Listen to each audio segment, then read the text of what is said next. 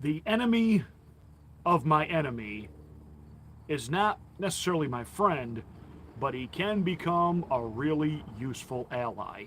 That is the political reality that we deal with each and every day.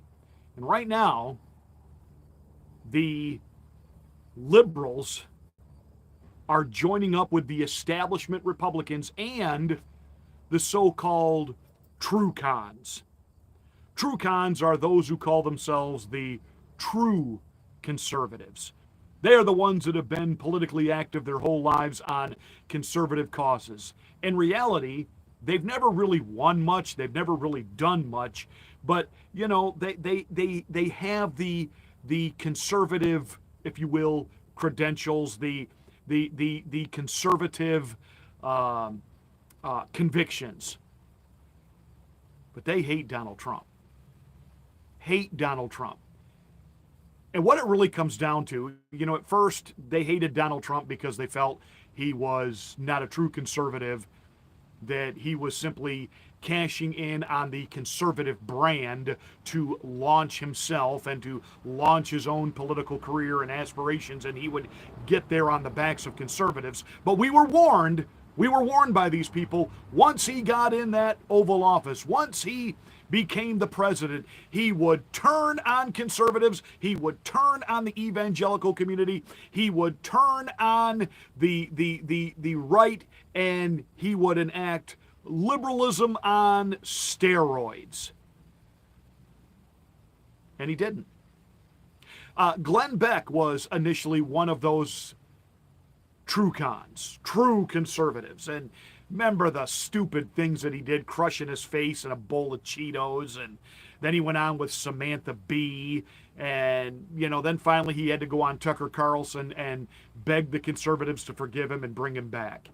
And now you listen to Glenn Beck's show, why, you know, Donald Trump is like the second coming of Jesus to him. And he's been to Mar-a-Lago and he loves the president. By the way, I'm glad to have Glenn Beck on board.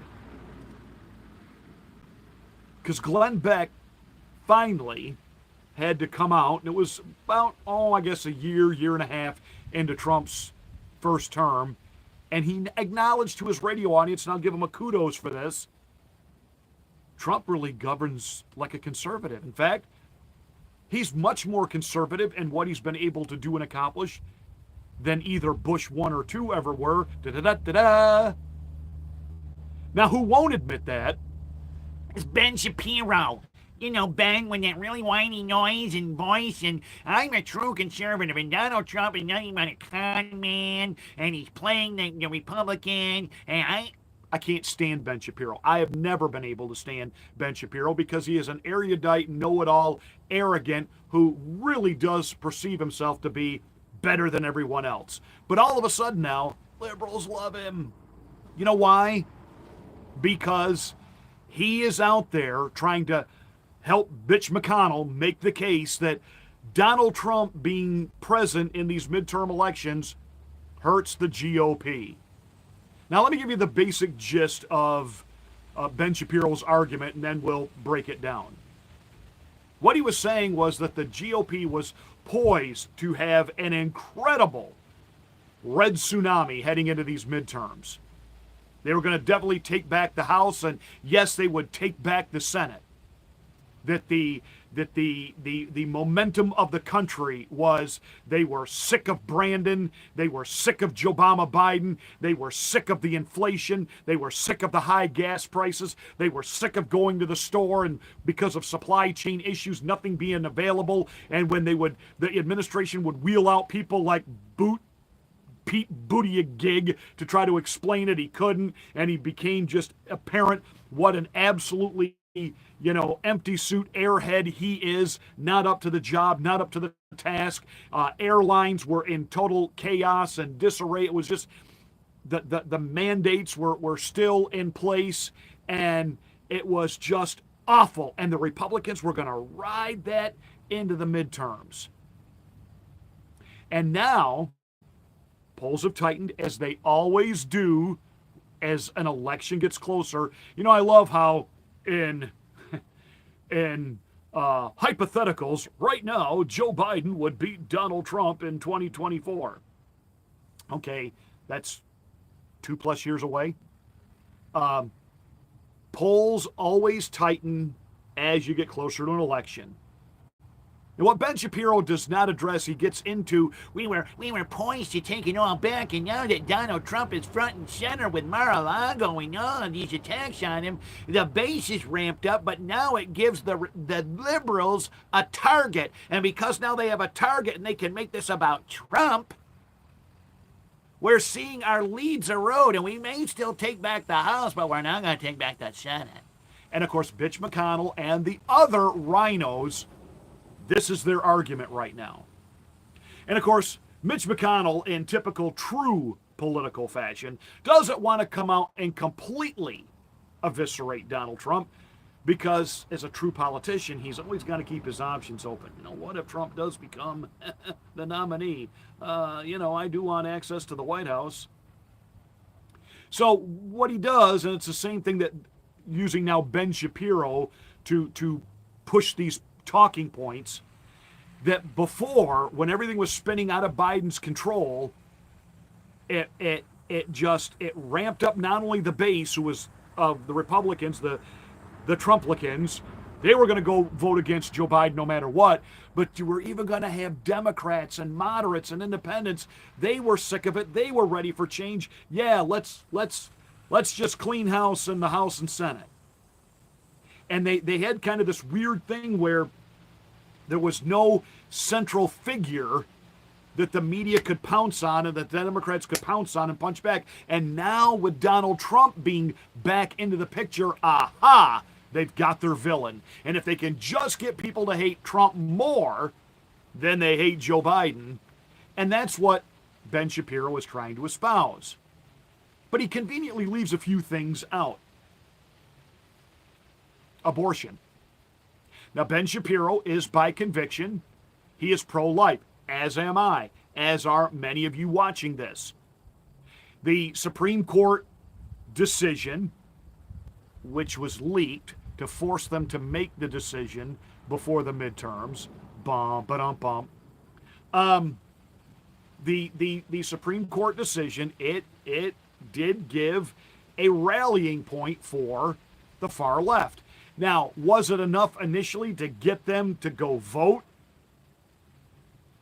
But you take that on top of the media getting behind Joe Biden's apparent victories. You got the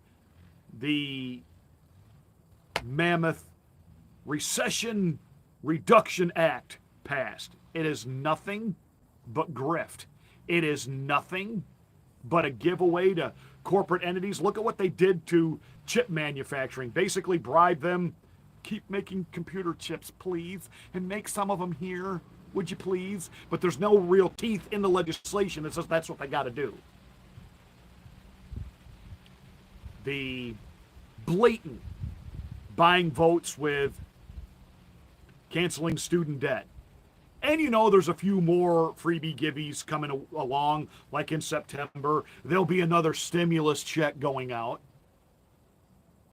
So all of that, of course, the media gets behind that, and it's dark Brandon rising, and they project him now as he's scoring some wins, and then all of a sudden we got gas prices coming down. Now, when they were all going up, we were told the president had no control over that, but as soon as they began to come down, the media and his White House went into full victory lap mode.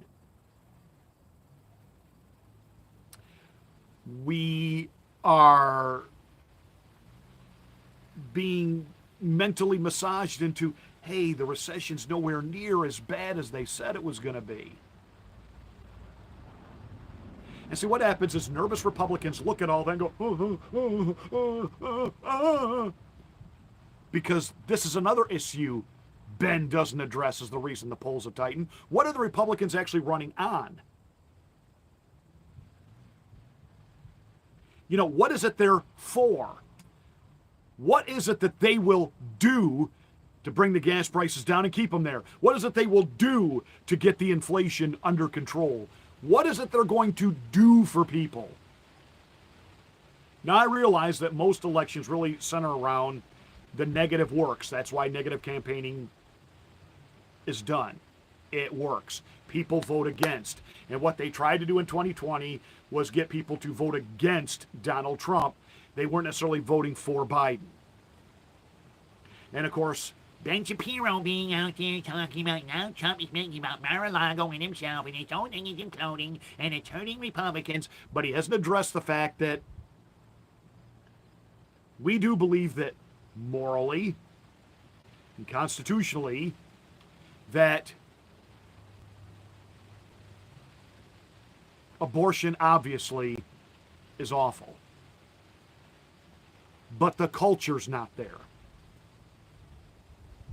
The culture overall is not there. Now, one thing Ben Shapiro has tried to do, and I will at least give him kudos for this, he's gone and do movie production where he's trying to produce movies that can have an effect, if you will, on the culture. The one thing that the liberals did and the conservatives never should have ceded this ground. There were a couple of areas conservatives ceded ground years ago, and it's hurt us.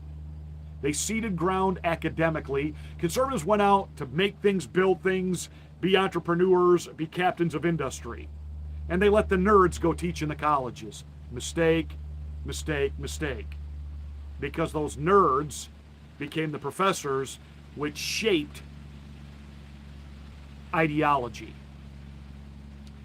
Conservatives, for decades, ran Hollywood. But because we had ceded the classroom to the nerds, and the nerds were using the classrooms to ideologue these young people who then took their anti-American, anti-war, all of that stuff with them to Hollywood. And first, you know, they were making the underground movies, and then they were making the B movies, and they were making the protest movies, man, like Easy Rider. And the liberal mindset began to grip Hollywood, and the Louis B. Mayers were pushed out, and the Jack Warners faded away. And now Hollywood is just liblunism on steroids. And it affects the culture. Along with the music, along with all of the field of entertainment. And Ben Shapiro is right in stressing, hey, if we're really going to see lasting change in this country, we are going to have to get involved. He was referring to conservatives. We are going to have to get involved in entertainment. We're going to have to produce some really cool music and some really great movies. And certainly the American people are smart enough, and they're looking around saying this whole woke thing doesn't work. You know why Europe is in economic chaos right now? Because they listen to a little girl with autism. And I'm not trying to be mean about people who have learning disabilities and learning challenges, but Greta Thunberg is a girl with autism who the media propped up and turned into this rock star, and Europe listened to her lunacy, and they declared war on fossil fuel. They declared war on their farmers. They declared war on things like, fertilizer and pesticide. And now they're in absolute economic ruin. They can't afford to heat their homes. The food supply has been destroyed. All in the name of the Great Reset. And they use Greta Thunberg, how dare you, to push it through.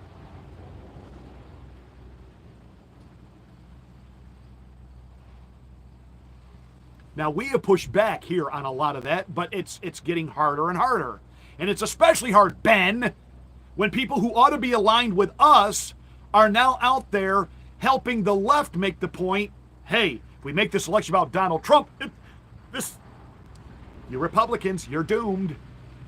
Let me just say this again and again and again. Number one, the reason they want you to believe it's doomed is they are terrified that it's actually working, that Donald Trump is drawing people and has people focused saying, we have got to make some real changes in Washington. Hey, the Mar-a-Lago thing that I'm listening to, like, Sager and Jetty over at Breaking Points with his pal Crystal Balls talk about, now the more we find out about Mar-a-Lago, the more we find out about it. Really? Because, the FBI just threw one of their own under the bus? Well, that was about the Hunter Biden thing. All right, think about the FBI's track record now, because this is where, Ben, you ought to be helping people connect the dots. FBI targets Donald Trump with phony Russian collusion. They wiretap him. They eavesdrop on him. They spy on him. They bring in Bob Mueller, and for 3 years at taxpayers' expense, they conduct an investigation that they knew was completely false and made up and fake. Certain other members of the FBI were, the sacrificial lambs. Then the FBI Ukraine phone call with Donald Trump, another impeachment. And then the FBI quashes the story of Hunter Biden just before the election to have an effect on the election. And then the FBI goes into his home in Mar-a-Lago. You putting it all together, Ben? Am I talking too fast for you? I know you think you're really smart. Adjust the hat. I know you're thinking you're really smart. But think. This is what we're supposed to do in conservative media, is we have to fight the false narrative that they get on the PMSNBC and the CNN every night, which means you got to take a little time, you got to explain things for people. But when people get it, but it's just easier. We'll just blame Trump that the polls are tightening. The polls are tightening because they always tighten. The polls are tightening because Brandon gets never-ending positive PR from the media, something that Donald Trump never got, including from guys like you who are supposed to be conservative media. What you're really pissed about is Donald Trump got elected without any help or endorsement from Ben Shapiro, won't appear on your show, wouldn't interview with you, didn't kiss your feet. And he actually got more done than any of the people you have ever endorsed or picked, Benny. And that's the truth. So you hate him for it. Same reason Mitt Romney hates him. And I love how all of these TrueCon Republicans, they listen. They're all about early 2000s type policy. They've even brought Newt Gingrich in to help them with some marketing going into the election, which, again, I like Newt. Newt's a good guy. And Newt is right. You got to give people something to vote for. What is your positive message here? What is it you're going to do? You can't just keep running on Biden's bad. See, I know people like to spin it as, well, when they voted for Biden, they were just voting against Trump. And there's a lot of that. But Biden did lie. I mean, lying through his teeth to the American people. He had a plan to fight Corona. And remember, the election was held at the height of the Corona fear.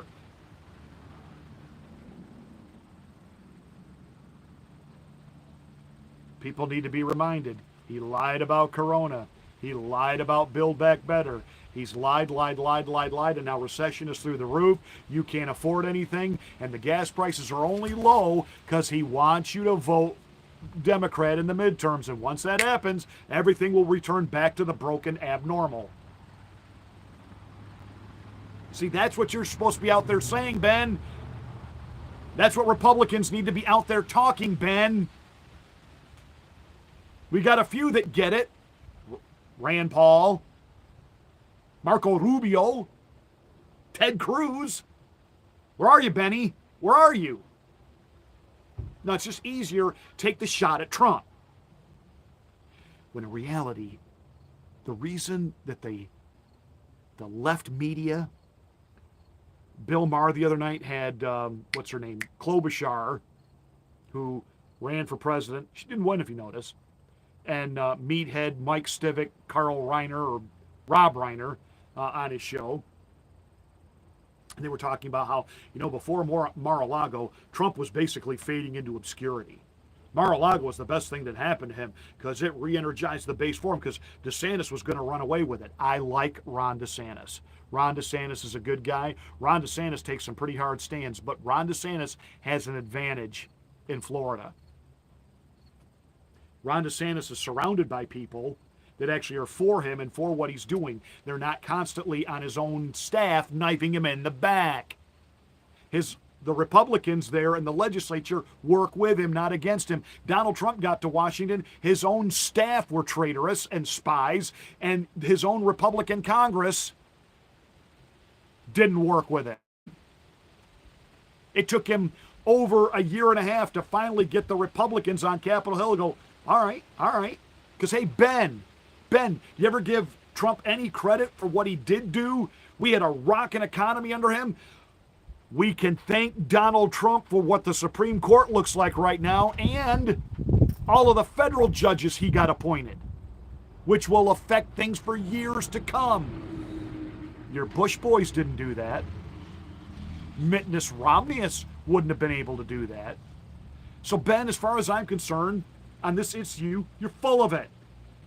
Please keep making conservative movies with those kind of messages. Let's counter punch here a little bit. That's why the American people love the movie Maverick. I talked about this the other day. Because it's not woke. You know, they didn't reboot Maverick with a woman of color as the new lead pilot. They gave us a traditional male action movie that was patriotic, it was fun, and the good guys win and the bad guys lose, and it's made over $1 billion. Shazam, Batman. That is proof positive that people have not embraced the LBGTQ MICKEYMOUSE agenda. They don't want drag queens reading to their kids, indoctrinating their kids. They don't want it. They want men to be men and women to be women. And Donald Trump personifies all of that and that pushback on that type of abnormal culture. And instead of supporting him, you're trashing him? For what? So we can bring in another wave of fake conservatives who all say the right things and want to do the right things economically, but boy, they are about all those free trade deals that killed us. You were part of that too, Ben. It killed us. Because Ben Shapiro really does hate populism.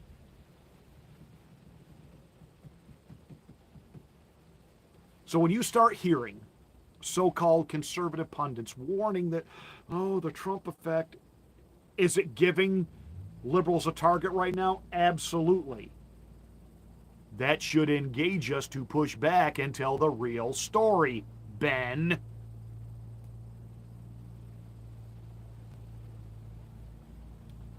So, Ben Shapiro, new poster child for moderates and liberals everywhere.